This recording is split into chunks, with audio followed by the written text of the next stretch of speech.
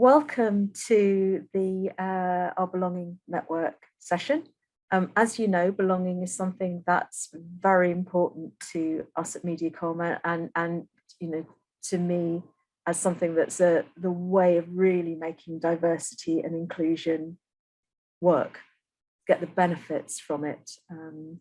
Is about getting everybody to work together, whether they naturally get on or not, because a great team isn't about who you're best friends with. A great team is bringing together different ideas and experiences and lived experiences in order to ensure that you get to the best possible team dynamic and the best possible answer. Now, when we did our last belonging session, we were asked what techniques we use at Mediacom to ensure that we get that team of Avengers Assemble, as we like to call it, that fruit salad mix that really comes together, where people aren't all blended to be the same, but you get everybody's differences working well together. And one of the techniques that we've used for a very long time at Mediacom is communications dynamics. And I actually brought comms dynamics into the company, which at the time was the media business, over 25 years ago. And of all the techniques that we've used for profiling, and we've done a few over the years, it's the one that's really stuck. It's been both sticky and useful and has helped to diffuse situations and also make people more accepting and happier about how their colleagues work differently, but also enabled us to be more flexible. Now, I am a self-confessed very driver. So many of my colleagues have different comms dynamic styles to me. And all of this will become clear as my colleague Katrina, who I've worked with for a very long time, is going to explain some of what we are, what the structure is of comms dynamics and how useful it can be. And then we have a brilliant panel of the 4 different colors: red, blue, green, and yellow. And they're going to talk about how it works for them and their own experiences of it. But to kick off, I asked our client Mark Evans, who's MD at Direct Line, what his personal experiences have been of communications dynamics or the colours scheme, because he uses it as well. So we're going to kick off with a quick Q&A with Mark Evans. So, hello everybody. At our first Belonging Network event, we were asked a question about how you get different personality types to work well together. And this is something that we spend a lot of time thinking about at Mediacom and we work at. And one of the tools that we've used for doing it for a long time is comms dynamics. Now, in a minute, my colleague Katrina is going to outline what this actually is in more detail. But we introduced it here over 25 years ago, and I've personally found it to be an invaluable tool. But we are clearly not the only organisation that uses a tool like this. And so I invited Mark Evans, renowned marketer, Managing Director Marketing Digital at Direct Line Group and host of the Places We'll Go show. And he, I know, has also found a similar tool useful in his workplace. So Mark, welcome. Good to see you. Lots of people have got tools like Myers-Briggs. I mean, I've personally found this a lot more pragmatic and useful. And what do you think? And what do you think it makes it more usable, if you agree? Yeah. So for us, the color insight wheel, it's exactly the same construct, and I think there's a few: red, blue, yellow, green, broad personality types. And I think the beauty is it's simple, it's simplified, but not to a point of oversimplification. Myers-Briggs is sort of, it's the slightly sort of snobby tool in the kit bag, isn't it? And people, I'm an ENTJ, and like everyone's like, oh God, what the hell is that? So I think it's more accessible. Slightly strangely, Mark, I am an no, I'm an INTJ. I'm an ENTJ. There we go. But we then have to what does it mean? It's complicated. Sometimes I'm E and sometimes I'm I. I think it's a simplifying tool, and why do I say that? We've used it in all of our frontline as empathy training. So when people call up and about insurance, our frontline staff are trained to spot the red, blue, yellow, greenness of people and adapt their style to that person who just wants to get to the chase, the person who wants to chat, the person who wants to understand the nuts and bolts. And so it's very accessible. And we also do it as a BAU thing for anybody who's coming into the marketing function.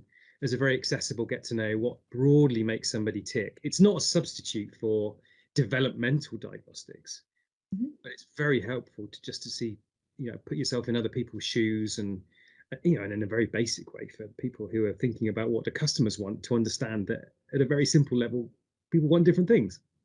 So it's a way of helping us all put ourselves in each other's shoes and be more empathetic. So why is this so important? Well, there's the internal dynamics of empathy are incredibly important. How do we kind of allow everyone to be the best version of themselves? Well, you need to understand them a bit better first. So as a line manager, to understand what makes your direct reports tick. But also, I think there's something a bit clever in that. So I had an epiphany a couple of years ago that we were having in our lead team, when we're having a strategic conversation, the person who had least share of voice, who was our most blue person, that was a mistake. And 2 months down the line, we'd do a retro and we'd realize that this person should have had much more share of voice previously. So we started to say, here's our blue lead, and particularly who's our green lead when we're talking about people issues. So I think it's sort of defined roles. But more generally, it's organizations need empathy and understanding of customers' differences to be relevant in the world. I mean, it's hence ... segmentation models and understanding different needs. Time and time again, I find myself saying to people, I know we shouldn't self-reference, but, and I say, no, there is no but. There is no but. And so it's a kind of an easy way into understanding difference, which is incredibly important for the success of businesses over the long term. Because it's hard to stop yourself self-referencing, isn't it? It is. Very much. So I'm a driver. I'm very goal orientated. I'm a red. What colour are you, and what does it mean? I'm red yellow. So for me, the driver is action oriented. Let's get on with things. Let's create pace and energy and get going. The yellow, more creative, a bit more into the the vision, bigger picture. And so for me, I can get action oriented, but I've got to understand what it's leading towards. And so I'm a sort of 50-50 blend there, but I can absolutely make sense of it. And therefore it helps me to say, well, what am I missing? Which is I'll get to the people a bit later than others. And I might not have all the data and the strategy cracked before I shoot. So yeah, that helps me in a very simple level to be clear on where. So specifically yellow to red. So I'm very red. You're yellow as well as red. How would you flex your style if you were talking to me and you wanted me to kind of get what you were saying? It would be action oriented. It would be clear, straightforward, and trying to inject pace and energy. Cut to the chase. You wouldn't want to dwell on a lot of detail up front. You'd want to know that this was going to get going soon enough. And how should I flex my style to talk to you? Well, you would tap into my redness, which is an action orientation, but take a moment just to paint the picture of what's possible. Where might this lead? What's the sort of something blue sky? Yeah, and because the yellow people, in extreme yellow, extremely creative and want to dream a bit and imagine possibilities. So I think it's quite helpful that then there's also a bit of pace and momentum that I can bring in as a combination. But yeah, a bit of that just to sort of evoke my passion and desire. It's a good for me it's a good marker as well to say think about that bigger picture and don't just jump to what you can do quickly. It's because you can instantly see, can't you, how you get a better outcome out of that. And then if you bring in those other colors as well, how again you make it more people focused, you make it more detail focused. I find it really useful. Can you give me an example of perhaps how it's helped you in your career? Yeah, well, maybe as I was slightly alluded to, well, more generally, it's if you live with the model, the very simple model, you do spot it. It becomes a bit more intuitive. Because people give off the cues. So in an interview, for example, I haven't interviewed in quite a while, but I can see this person's a bit more blue, so that allows me to change my tack a little bit. and be maybe a slightly less headstrong, slightly less blue sky, a bit more grounded. So I think there's sort of in the run of things, there's that. But I did give the example. I think in terms of orchestrating a leadership team, as I said, it's not the whole thing, but it's an important one in terms of sort of what are some of the meta roles that people might play. So in a team, who is looking after the blue bit, who is looking after the yellow bit, and very specifically, we have a lot of yellow and red and less green and blue. So calling out the responsibility for thinking blue and for thinking green, it is an explicit thing, and I think that's the core of the functionality, the functioning of a good team. I mean, I can think of a couple of examples for myself where if I hadn't have had this tool, I would have misunderstood the situation. So I can remember, for example, once getting a review actually, which talked about how fabulous my work was. And I kind of thought, well, that's the end of the review then. I mean, great, you've said my work's fabulous. I'm so task orientated. And then there was this huge but that was, but you're not doing, you're not making those set of people feel comfortable. And this was very early on in my career, and it was quite a revelation to me that I didn't understand at the time, because I was sort of my initial reaction was, well, hang on a second, I don't see anything in my job description that says that I've got to make these people feel comfortable. And I'd been very, very literal about it. But as somebody very wise pointed out to me at the time, well, what did you expect? Did you expect to get, carried shoulder high because you'd done the job whilst not making people feel comfortable? I don't know if there's anything that you've got that's kind of more that's personal that to you, but I mean, you're so brilliant at what you do, but that where it's actually come in as a something that saved you from a situation. Well, you're very kind in your words.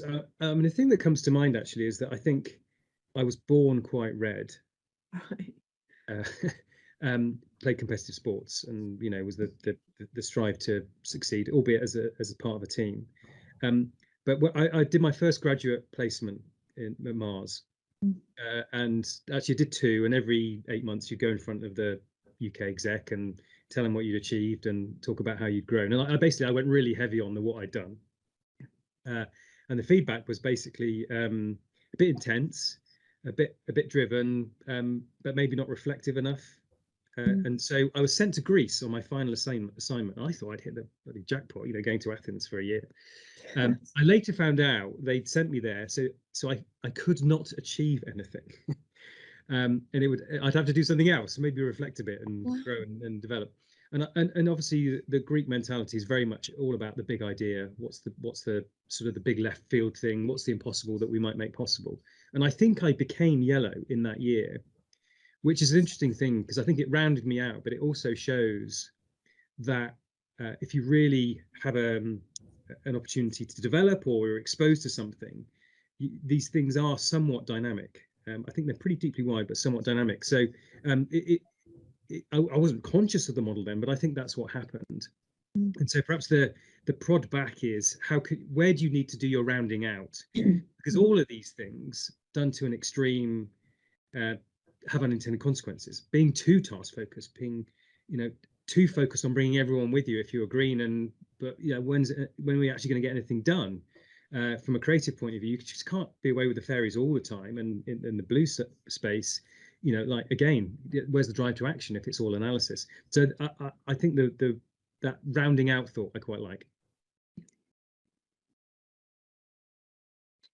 That is really interesting. How have you used it to get people to work productively and happily together? You've talked about working with your teams on it.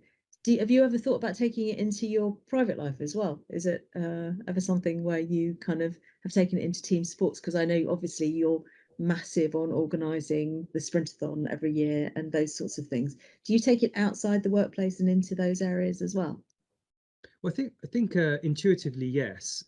So I suppose I know with my immediate family, but I don't go too heavy on it. So my wife's a nurse. She's very pragmatic and very green, as it would go. But so I don't go too heavy on all this sort of whiffly waffly marketing development stuff, the corporate la land stuff. But I kind of know, so I think I can flex a bit. But at work, before we, when we were in real life, pre-COVID, the board with every single member of the team that was framed by their dominant colour. Oh, so you really take it seriously. Yeah, I mean, we had really people in the team, trained in the debrief of the results. And when I said BAU, I understated the point that you join the team and you do the diagnostic on the way in as a bit of self-discovery, but also that relatability across the team. And we didn't have sort of, red gangs and blue gangs. It wasn't that. I mean, it wasn't to create cult, but it was to create a bit of connection and understanding. And it was there, it was evident, it was on the board. We hadn't actually, good prompt, we haven't replicated that in a virtual space. Need to ponder that one. And just final question, would you recommend it for the audience out there? Yeah, because it's actually not so expensive, and it's also not expensive to get people accredited to become a bit more self-sufficient. I mean, there are lots of very, very expensive, very complicated diagnostics. And as I said, this is not a substitute for everything, but it is commercially pretty good and simple enough that it is understandable, but not too simple so that it, it's sort of just a bit blah. Brilliant. Thank you very much, Mark. Thank you, Sue.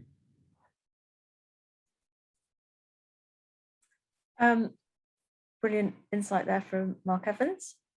Time to hear a bit more about what communications dynamics actually is and the theory behind it. So I'm going to hand over to my colleague, Katrina. Katrina, what colour are you? Hello, everyone. Thanks, Sue. Yeah, my dominant colour is blue, but very closely followed by yellow. So I'm a blue-yellow hybrid. Okay, let me share my screen as I'd like to talk a little bit more with you about communication dynamics specifically and how we work with it at MediaCom.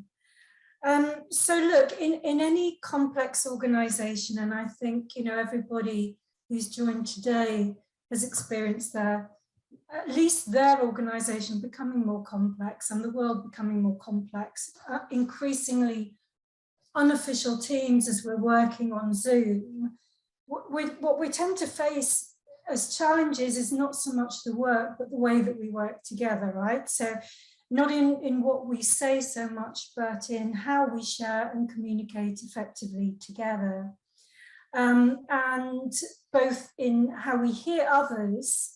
It was interesting to hear Mark talk about using it as an empathy tool, because how we really start to hear others, but also how we manage to be heard by others. And so in my role as head of client relationship development for MediaCom, I do a lot of training and coaching work, and I love to use this tool because I see how it helps to promote understanding and higher performance within teams and within the organization. And I think I can best bring it to life to you by sharing the 3 big reasons why I love it and how it lets us embrace our differences and thrive together. So the first reason I love it is who doesn't love a bit of personal development? Quite honestly, the light bulb moment comes from learning these sort of differences between what our unconscious communication preferences tend to be and what the unconscious preferences of others tend to be. It helps to recognize actually that the differences that we all have are where our strengths lie, that we don't all bring the same qualities to the table, and we can embrace that. There's value in that. It can also explain some of the reasons why sometimes we clash with some of our teammates, our colleagues, our stakeholders. We miss understanding each other. We have a kind of understanding gap with some of our colleagues. Or we sometimes just don't get heard. We think we've made a point very clearly, but we're just not heard. And communication dynamics can really go a long way to help us understand that. It's also interesting to note that organizations tend to have dominant styles as well. So operating styles can be explained a little bit. by Comms Dynamics 2. So when we look at the communication dynamic system itself, I'm going to show you here a unique profile on the right-hand side there, and also the 4 primary styles that we tend to work with in the center there. So when you run your profile, the example there on the right, you'd receive your unique profile detailing what your primary style is. Here it's an expressive, and the secondary style, here it's the amiable, that together would account for, excuse me, about 85% of your usual operating style. However, you can see from the bar chart there on the right that we all have qualities in every style. We can bring qualities up from all styles. But that's also what makes it easier for us to reach to understanding others, I think, of that style. When we look at the 4 styles in the center, they are analytical and amiable there on the left, expressive and driver there on the right. And we'll talk a bit more about their qualities in a minute, but the 2 on the left, they're analytical and amiable. They tend to be more inquiring and more exploratory orientated. And on the right, the driver and expressive, as we were hearing in Mark and Sue's chat, tend to be more directive orientated. Analytical and driver at the top there will tend to be more thinking orientated, more introverted. And the amiable and expressive will tend to be more feeling orientated, more extroverted. So I particularly like the simplicity of this and how quickly it can be adopted as a language within the culture of a company, with a bit of fun, a bit of lightness, without it being a label that becomes a burden on people, right? So this is about a means of adopting a language and sharing it within a culture so we can more quickly get to understanding. And it's because we're dealing with something visible, communication and behavior, it's also possible with a bit of paying attention to be able to recognize gradually other people. So it's a useful tool. And it sits comfortably therefore alongside other psychometrics like Belbin or MBTI that you might already be using. And the second reason I love it, it tends to surface and shine a light on our biases and our preferences. It highlights our strengths to us and our particular superpowers when we're in flow and we're performing at our best. It also highlights how others might experience us, the good and the not so good, particularly those of completely different styles and how they might misinterpret a lot of our behaviors.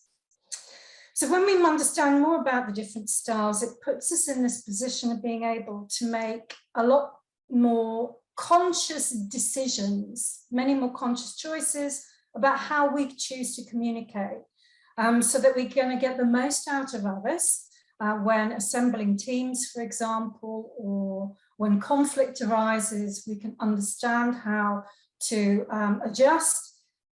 Or even in recruiting, I think there is a tendency for us to intuitively lean towards people who are most like us. And we know that our strength comes from our difference, our diversity, bringing different skills and capabilities in. So this area is where I do most work with teams. And when we look at the details, this is just a little smattering of the characteristics of each style. Described, and on the left there you get the strengths and qualities on a good day when we're in flow. Maybe some of those might be our superpowers from our dominant colour. On the right, however, it's how we might come across to others with very, very different styles, particularly when we're under pressure, right? So when we're under pressure, it tends to bring out some of the extremes. When we're under pressure, these strengths can tip very quickly into something less attractive to have around and positively unpleasant to people of different styles. So our superpowers can very, very quickly become our kryptonite. And it's worth knowing that. The third reason that I love it is all to do with the teamwork, the ability to celebrate our differences and inspire the best results from our team. So when we run team workshops, communication dynamics is the fuel, if you like, to forge some more powerful teamwork. We can develop from these sort of sessions, protocols around how we are going to lead meetings so that they can be more productive with better outcomes. How we are going to have a protocol for dealing with conflict, for example. Some people are way more comfortable with conflict than others. So we need a protocol for dealing with that. But also it's an opportunity to explore and embrace the unofficial roles that we all bring to a team. So things we can adopt and bring forward for the benefit of all.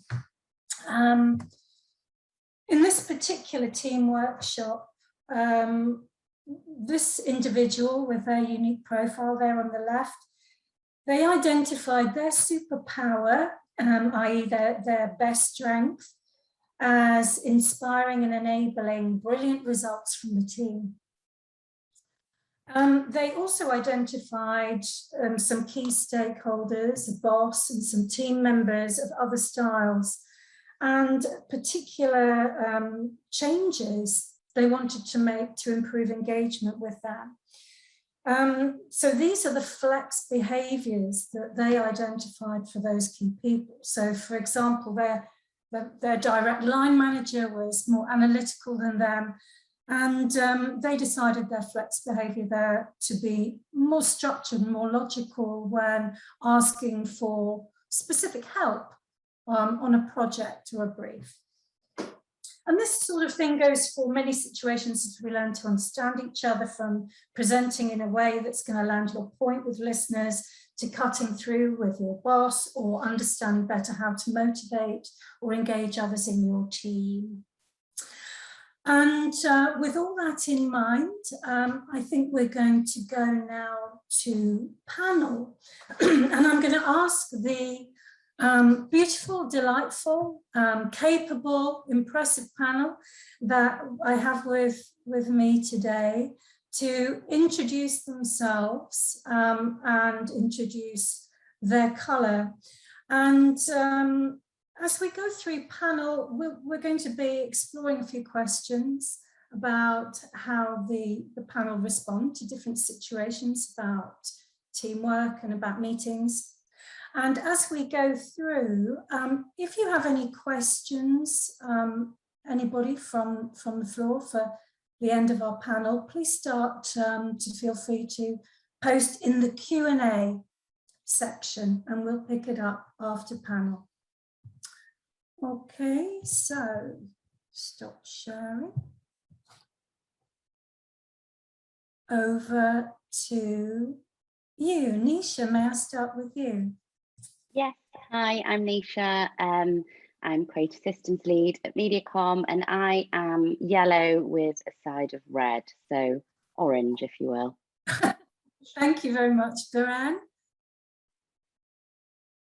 Hi everyone, my name is Biran. I work at Google and I'm responsible for their client solutions and analytics teams. And as you may guess from my job title, I lead blue with a little bit of green thrown in there.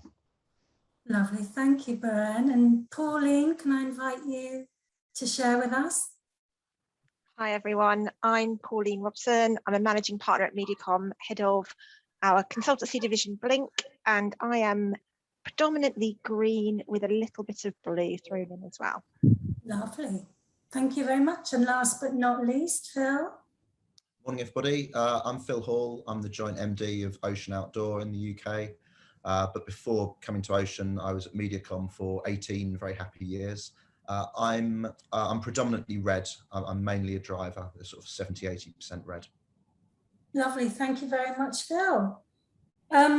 So I'm going to ask you all to think specifically, about the context of teamwork, working in teams and your roles in teams, but also meetings, both large and small. and how things work for you and don't work for you so well in meetings. So first question, and I'd like to go first, I think, to Nisha, if I may. Can I ask you, what would your superpower be, do you think, within the team?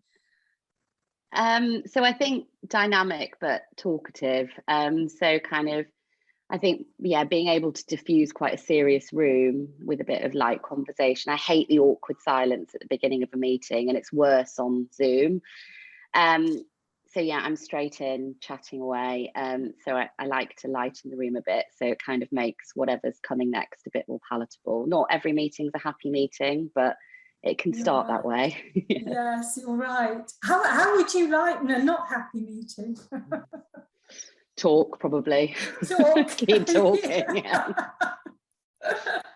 Thank you very much. That sounds great. And Pauline, may I ask you the same question?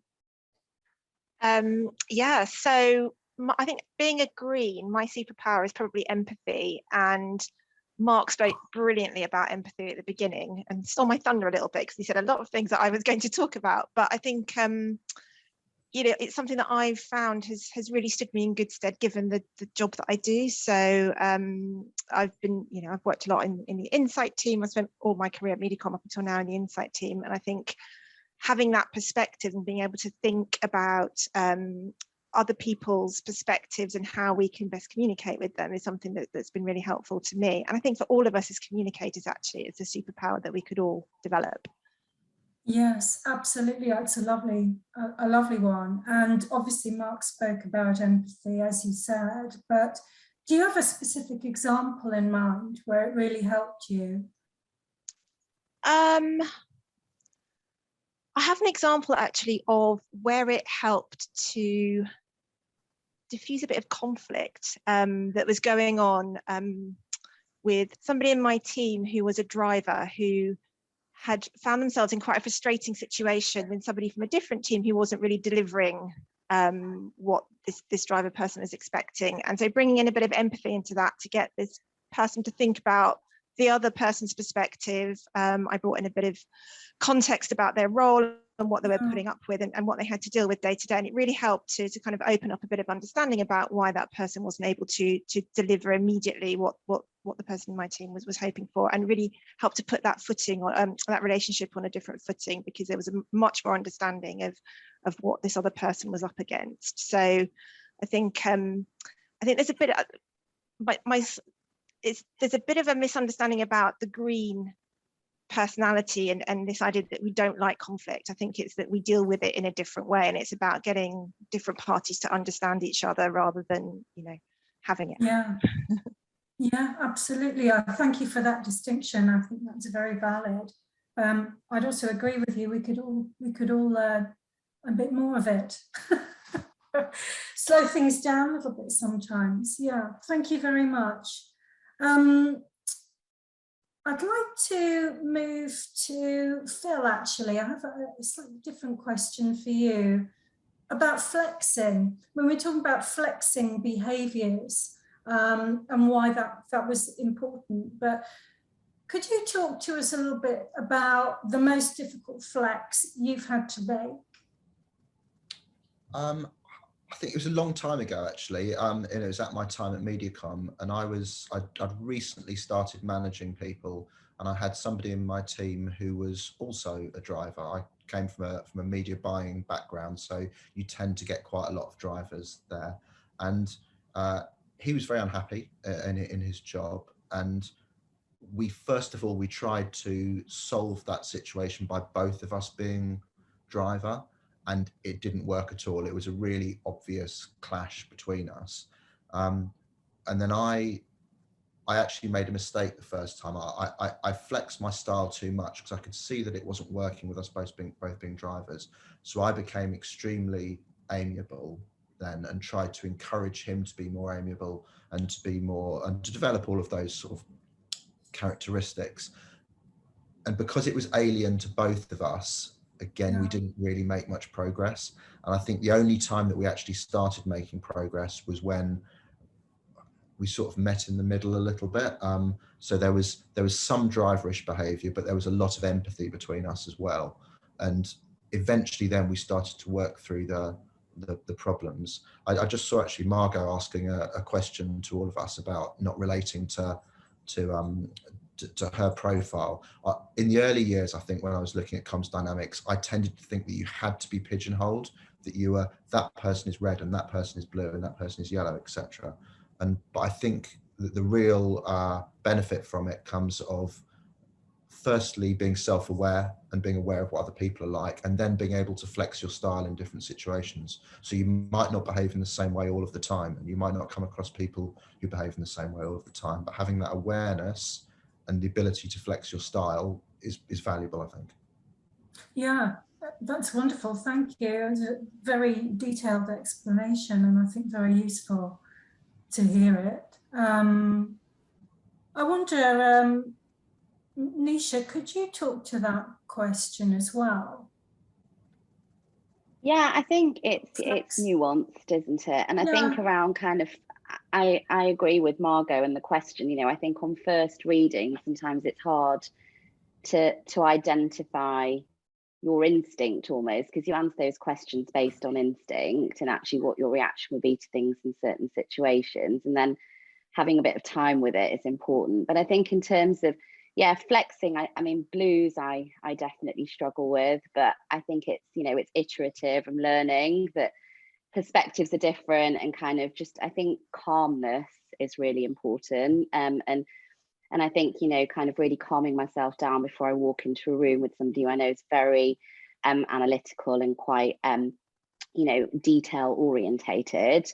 Because I want to get to the answer straight away, and actually sometimes it's not just about the solution, it is a bit about how you get there, and kind of taking people on that journey. So actually ultimately, even though, you know, we tend to agree more often than we don't, at the end it's about the process to get there. And I think just being aware that actually getting to the answer is, you know, within 5 minutes before someone's even finished the question is probably not the best way to conduct yourself when you're faced with someone that operates quite differently to you. So I find myself doing that more, and certainly listening, active listening is something that, you know, I've spent quite a lot of time perfecting and really trying to kind of, you know, I don't know what the version of sitting on your pen is. For me, it's kind of keeping my mouth shut basically, and just really listening and making sure that I digest and kind of really think about my answer.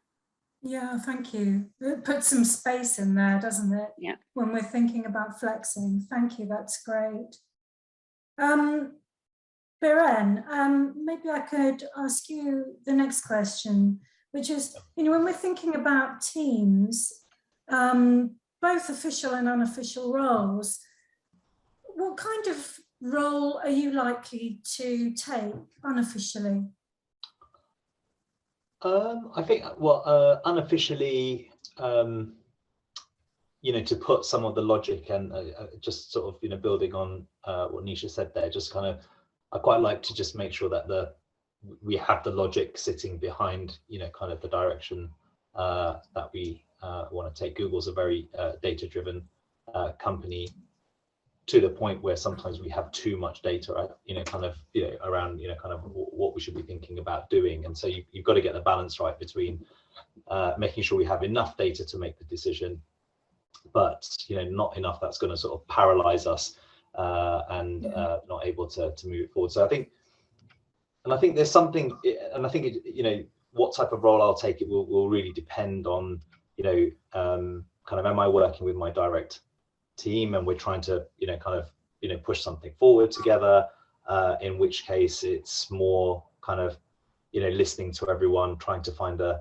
you know, a common set of kind of agreements with which we want to move things forward. And then another part of my role at work is, you know, a lot of sort of lateral, you know, lateral leadership, I guess, if you like, which is, you know, kind of trying to move the conversation forward or introduce new concepts or techniques or products and solutions or insights across my leadership team, who are my peers, and, you know, they have very, very different opinions on things. And so, you know, I think it really depends, but I'd like to think generally I'm a pretty good glue across a lot of different opinions, and I think that perhaps that's where that combination of sort of blue and green sort of comes into play. I've certainly found a role at Google that works for me. Yeah, absolutely. It sounds like it. And I'm going to, do they appreciate it actually?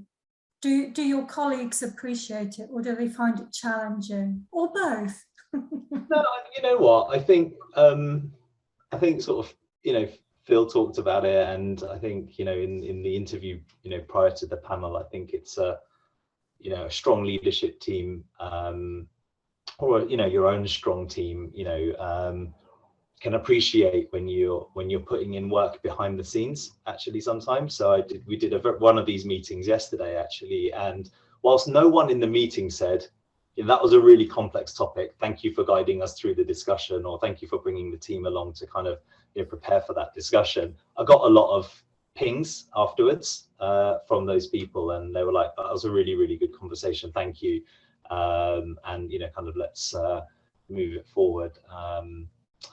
Yeah, so it's nice to know when it's well. It's of value. Thank you very much. That's great. Okay, so let's think about meetings specifically, shall we? And I'm going to turn to Pauline, I think, and just ask, you know, in a meeting, because we've all had those moments where we've been kind of triggered or irritated by something that's happened. And it's usually behavioural, you know, we get triggered by other things that are happening in the room. So I'm just wondering, I'm just curious, you know, what sort of behaviour would irritate or upset you during a meeting that you may have observed? Yeah, so there's a couple of things actually. So one of them, maybe not, I wouldn't say it's necessarily upsetting, but because of the sort of empathetic element of being a green, particularly when I'm presenting or speaking to a room, I like to see some kind of reaction in people. I like to kind of, you know, that emotive thing of being able to sense how people are absorbing what I'm saying. So yeah, if I'm talking to a room of people, and actually remember my first ever client when I started working in media was really stony faced. So I would kind of stand up and give presentations, and you would get nothing back, and that used to really frustrate me, but also, you know, I just didn't know whether what I was saying was having any resonance at all, and I found that, yeah, very frustrating. It just put me off a little bit. And if I'm speaking to a group of people and I can't see any response, I'm thinking, is anyone hearing what I'm saying? Is this making sense? And I start to doubt myself. And so I particularly struggle actually in a virtual world when I'm presenting on Teams. You can't see people's faces because you have, you know, sometimes I wonder, is anyone still there when I'm talking? So I find that quite frustrating. And then yeah, I'm actually quite comfortable with the silence at times. So I think you know, I think just, sorry Nisha, people speaking just to fill a silence sometimes kind of annoys me if I'm thinking, yeah, sometimes people are saying things when actually it might be better not to say it. That obviously doesn't apply to Nisha. Yeah, it's true, isn't it? How we interpret different situations and needs, but I'm sure so your empathetic side understands someone else's, absolutely, to create the energy. But yeah, thank you. It's interesting to hear that. And I mean, I'm going to ask Phil as a sort of the red, in a way, a counterpoint to you. The same question, you know, what triggers you or irritates you or frustrates you behavior-wise in a meeting? I think really it's, as a driver myself, what irritates me most is when other drivers dominate meetings too much. And you do see it more in real life rather than over Zoom calls. But I think often people, the passion that drivers naturally have and the ability to get things over the line and the desire to get things done, they're all positive traits. But I thought that chart you showed with the positive and the negative traits was really interesting, because I think when drivers are bad, I think they can be really, really bad and really destructive. And I often see that passion in meetings, especially now working in a sales business where it's all about the target, it's all about getting something done. Sometimes the quieter people in the room can be outshouted or talked over or ignored. I think my personal hate is people talking over other people in a meeting. It's really unnecessary and really rude, and almost always well-meaning. It's people rushing to get their words out and really wanting to make a contribution, but you can sometimes see, so especially green sort of characteristics, people they clam up because they think, well, look, if I'm talking and no one's listening and someone's talking over to me, I may as well not contribute. So I think if you're in any sort of leadership position, or even if you're not, but you've got the courage to speak up, if you see people being talked over, I always now stop and go, sorry, wait a second, that person hadn't finished what they were saying, let's hear them out. Because you've got to, without that, you get a very non-diverse thought process. So making sure that everyone has a voice is important. Yeah, thank you. And sometimes, we often say we tend to lean towards people who are of the same style as us. And you do find situations actually where it ends up in a great clash. And the more dynamic and driverish styles can often end up in a clashing situation, and it requires a mix of styles in the room to actually create a more balanced meeting. I found, so it's interesting that you find that too. Thank you very much. Biren, I'm going to ask you actually about the sort of presentation and questioning. Actually, if you have a question that comes up during somebody presenting, when and how would you ask that question? Again, I mean, I try and hold myself back as much as possible and let the person finish their kind of chain of thought, or kind of what they're presenting. And I think I actually think sort of this virtual kind of format that we've all had to put up with for the past sort of year, 18 months, has been actually a great leveler in terms of getting a more balanced kind of set of views and opinions aired. And we have technology now that allows people to put their hands up, and then shows you the order of in which people have put their hands up, and allows you to step through those people and hear everyone's opinions. But in terms of sort of I mean, I just think it really depends. Like, try and let the person kind of finish that section, or give them the airtime to kind of finish what they're thinking, because the answer may well be further down, and they're trying to connect the dots for trying to bring you on a complex thing, and trying to connect the dots, and the answer's there. So it will all really depend. I think a good for big meetings, I think a good pre-meeting and a good chair are really sorry, a good pre-read and a good chair are really useful to make sure kind of you set the scene and the tone properly. Yes, thank you. So to let the argument play out. Yeah. Yes, thank you very much. Appreciate it. And Phil, for you, where are you likely to ask questions? I prefer to ask questions as we go through. I prefer presentations that are more of a conversation and the audience is involved, because I think you get more out of it.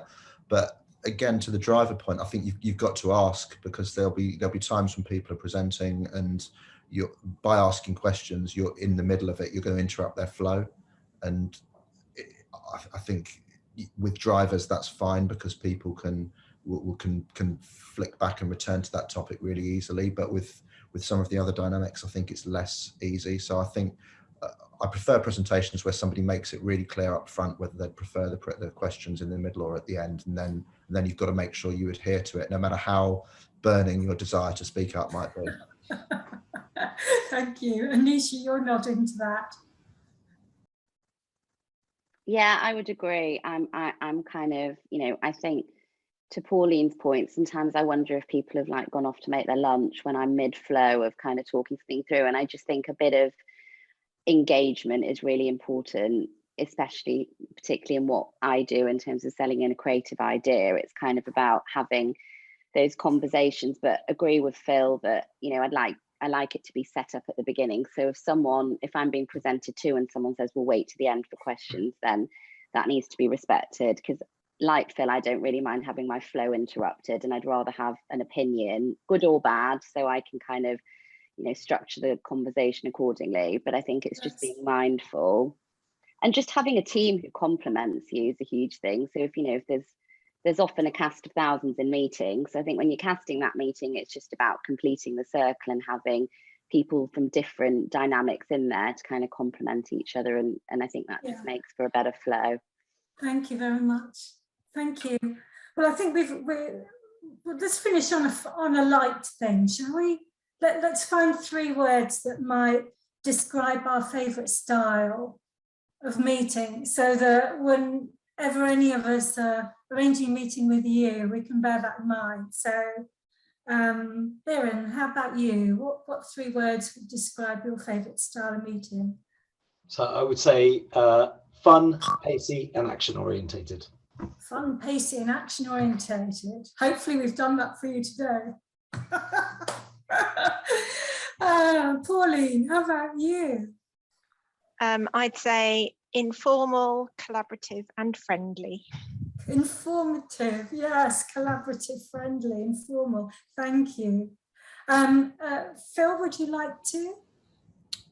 Clear, collaborative, and useful. Clear, collaborative, useful. Thank you. And last but not least, Nisha? Yeah, enthusiastic, informal, and productive. Enthusiastic, productive. Yes, informal. Thank you very much, panel. You were awesome. Thank you. So I think we're going to take some questions now from the team. I believe I'm right in that. So yes, Margot was talking about the mix of red and blue, but the results don't, your qualities don't seem to reflect that. You feel more yellow. Your colleague thought you were green, and so you find it hard to use the profile. I think Phil's partly spoken to that, which is the sense that it can take a little while for us to filter to the core of what our core qualities are, and quite possibly you have a good adaptable personality also. I personally am very adaptable, so in different situations with different people, I appear quite different. It's difficult to pin down, which maybe you can relate to. And I see that as a strength, the adaptability to different scenarios that I feel very comfortable with. I'm not always very obvious of my style, so that might be helpful for you, but over time, there may very well be qualities in there that are of use to you from your dominant and secondary.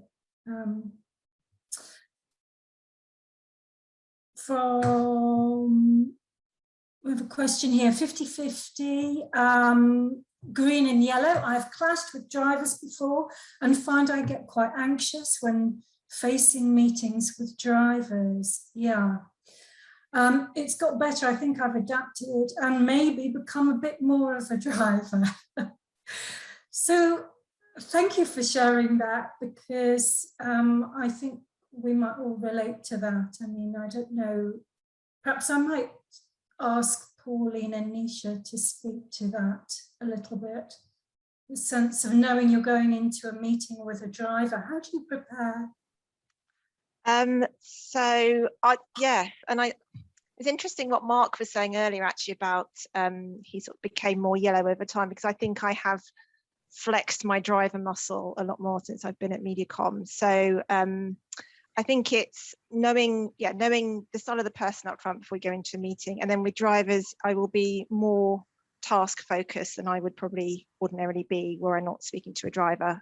So I make sure that I plan the meeting up front and prepare for it very carefully, and get to the point, really. Get to the point, be very action focused and make sure that it's productive. Yes, yeah, thank you.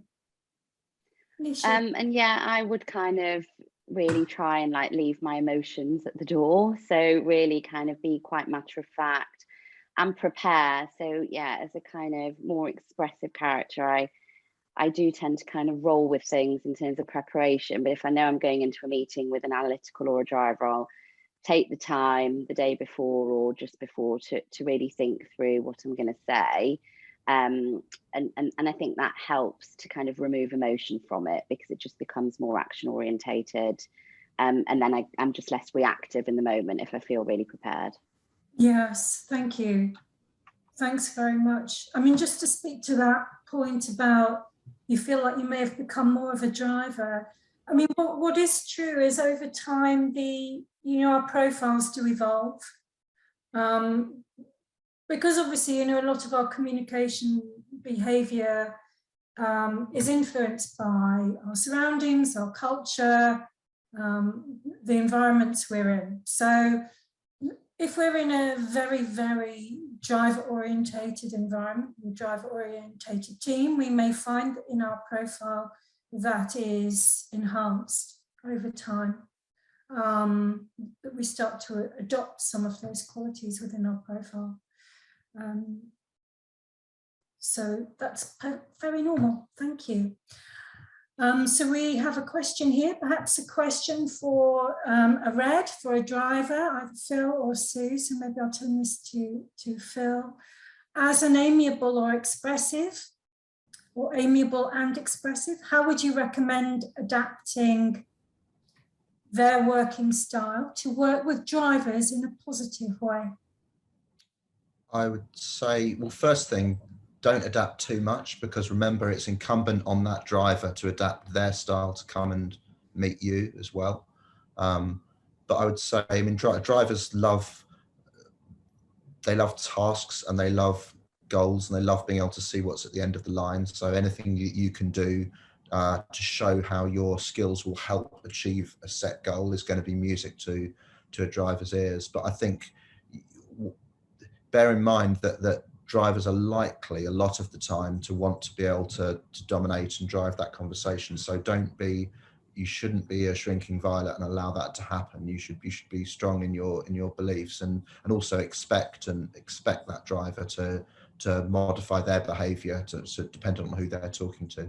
I think in our industry, well, in a lot of industries, I think traditionally drivers have been the people that have led businesses. But I think that will become much less so over time. I think having emotional intelligence is already absolutely key to running a business. And whereas 10, 20 years ago, you could have got to the top just by being single-minded and showing all of those red characteristics, both good and bad, that's not really acceptable these days. And I don't think it'll get people the careers that they want. Thank you. We have a question come in. The majority of people at the top are drivers, as in the top of the organisation, is how I'm reading that. This sends a message that people with different communication styles are not built for success. Is this really the case? And why can't we see more amiables at the top? Now, I have a point of view. I mean, maybe Phil, you can continue to pick up on that.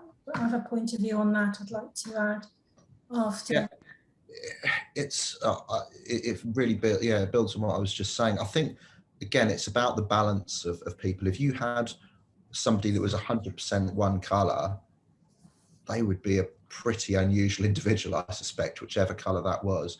Of course, you need an element of driver to get to the top, because otherwise you're not going to have that personal goal setting. But it's about the balance. And I think what you'll see now is you might have had people, again, 10, 20 years ago, that were very, very strongly allied to driver. 70, 80% of their answers would come back as driver, and a mixture on the rest. I think it's going to veer down towards 40, 50%. And those other characteristics are going to become much more important. And I think in some industries, in some areas of work, it'll happen much more slowly than others, where you will still get in a generation's time an industry where it's predominantly driver. But I think especially in businesses that are people focused like media, that proportion of really strong drivers has already started to drop, and will continue to drop very quickly, I think. Thank you. That would be my observation. Biren, I don't know if you have a view on that question. If you'd like to pick up on that from your perspective. Yeah, absolutely. I mean, look,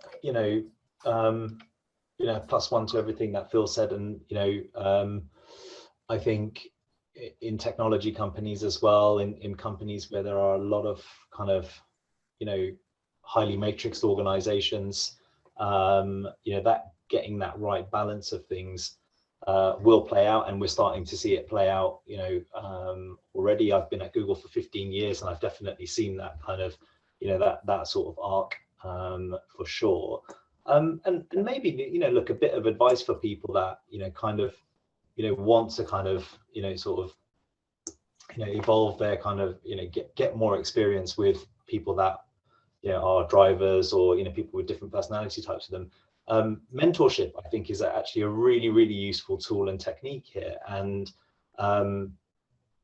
it's very rare if you were to reach out to someone and say, look, could we grab a coffee, once every 4 to 6 weeks. It's very, very rare for somebody to kind of turn that down, and or use your manager to help make some introductions for you as part of your own personal development plan, because you can build these skills over time with the right sort of with the right sort of people around you, and the right sort of advice, and the right sort of coaching as well. So it definitely does it evolves and matures with your experience in organizations as well. Thank you very much. I mean, my view on this is I think we were more one-dimensional on what we saw as leadership in the past. And I think that's attracted certain behaviors. I think we're more multi-dimensional now. I certainly don't think it excludes people of different styles. And personally, we have lovely Pauline here as an amiable and, representing as a leader in the organization. So I think it's changing and evolving. Pauline, did you want to add anything?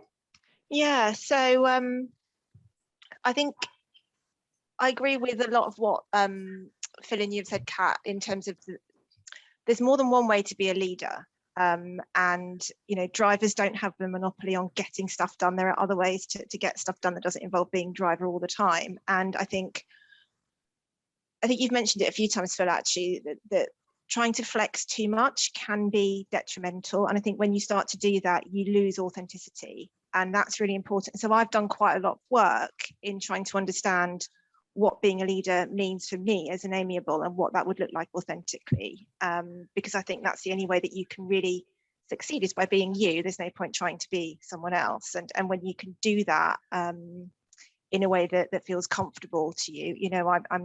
I have the least yellow, I think, probably of anyone on this panel, maybe with the exception of Sue. So I'm not going to start suddenly running around and being very expressive about things, but I can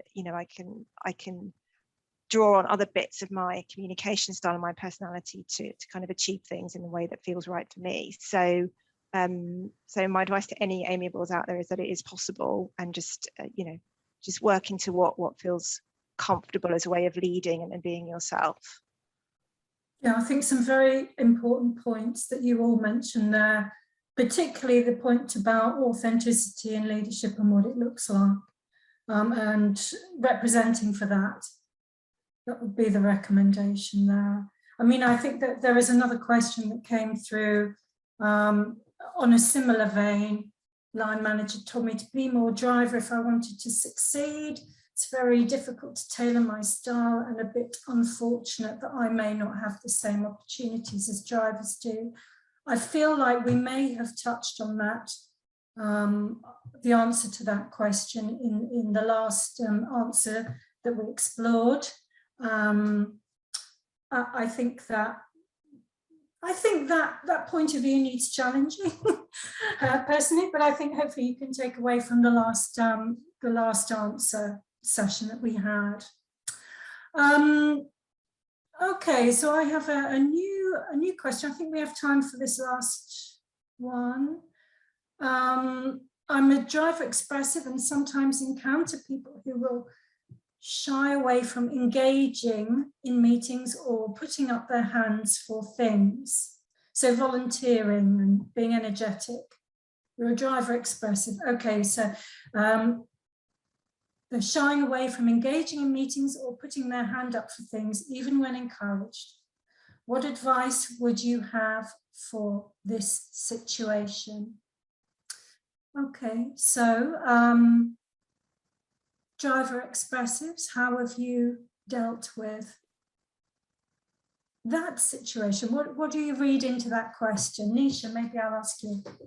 Yeah, I think I mean, I agree. I experience this quite a lot as well. Not surprisingly, because that's my colours. But I think I've learned to kind of not pull people up on it at the time. I think it's about kind of building a culture of kind of making people feel brave, but also kind of playing into their passions, both outside work and inside work. So really understanding the dynamics of your team and who is good at what. I think, you know, there's more than one way to be a driver, or I think we shouldn't make it too binary, but I think definitely putting people on the spot gets their back up. So maybe if the forum is who wants to do this and the same people keep putting their hands up, then we probably need to think about how you're engaging with them, because it's very rarely indicative of laziness. It's more a case of they feel a little bit limited in a big room to maybe put their hand up for something. So I think really investigating why people aren't putting their hand up, and then finding things and matchmaking them to stuff that you know they'll thrive at, but also learn from.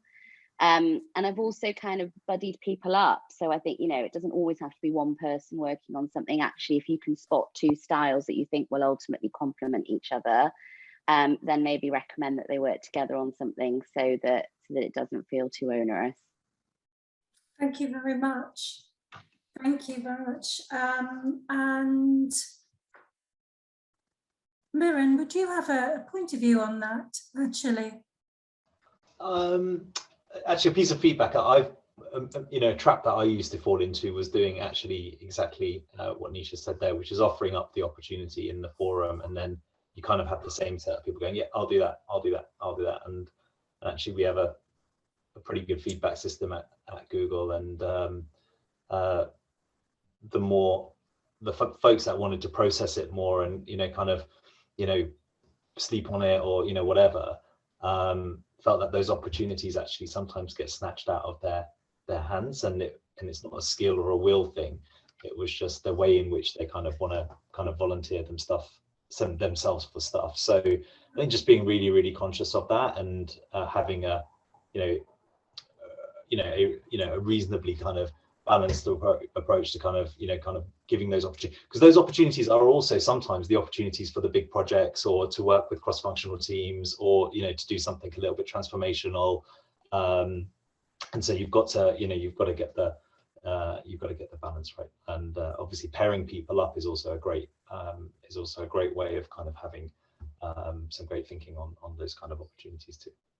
Yeah, thank you very much. Yes, and always remembering that putting one's hand up and volunteering for things is quite an expressive thing to ask for. So there may be different stylistic approaches to invite engagement and to seek engagement from different styles. So what works for us, if you ask me, I'm a hand raiser. I'm an immediate volunteer. I'd love to be involved. I'm here. I'm very enthusiastic, and you'll get a lot of expression. But it's not everyone's way of leaning in. It doesn't mean they're not. So that's worth remembering. Okay. We have a last question about colour mix at MediaCom, particularly which colours are most prevalent. I think it's been a while since we've done a full read of the organisation. It is very mixed. We have a number of different disciplines. Historically, we've had a large analytical element to our profile, being media media orientated. As I was saying before, organizations tend to have a typology associated according to the type of work that's done. So it's a very good question. As I hand back to Sue, I might see if she's aware of that, but it's been a while since we've done a full organisational read, so I'll get back to you on that, caller. Thank you so much to my panellists for playing and contributing and being generally a wonderful team together. I much appreciate you. And I'd now like to hand it back to Sue to wrap up for us. Thank you very much. Thanks, Katrina. Thank you. Wonderful panel, all playing to your strengths, which I really appreciate, because one of the big lessons of communications dynamics is don't be beige, don't try and be all the stars at once. Just to understand is to be flexible. And I've learned so much today. We've learned that Mark Evans uses the colour wheel as a front and centre map for his teams. And to the point that was raised, you know, what's a mix of people in MediaCom? I think we don't know when we don't put it front and centre, and perhaps it could be more useful in teams if we did, and it would help the greens in the team to understand the reds and the reds to understand the greens, whereas without knowing, perhaps it's more difficult. We've learned that whatever you do, don't ask Phil to be too amiable, because as a red, he's gonna struggle to be authentic. Do look to Nisha as a yellow to cheer up and liven up any meeting. Beren will always be a North Star as a blue for logic. And if you're in a meeting with Pauline as a green, please make sure you smile and nod and acknowledge when she's presenting. And Kat's really shown us how we can use colours to get high performing teams overall. Now, if you're within MediaCom and you'd like to know more about comms dynamics and how it works, then please get in touch with us by MediaCom events and we'll refer you to the right person. If you're outside of MediaCom, we can help you with consultancy on communications dynamics. So again, just ping us an email to MediaCom events. In a plug for the book, in the Belonging book, we do talk about some team exercises to ensure that you know how to get the best out of each other, because me as a driver on a good day or on a bad day is very, very different, for example, to Pauline on a good or a bad day. We don't exhibit the same strengths and weaknesses, and it's good to actually state them, encourage them and share them. Thanks to all of you for attending. Thanks to everybody that's spoken, that's been on the panel. And yeah, have a great day. Thank you, everybody.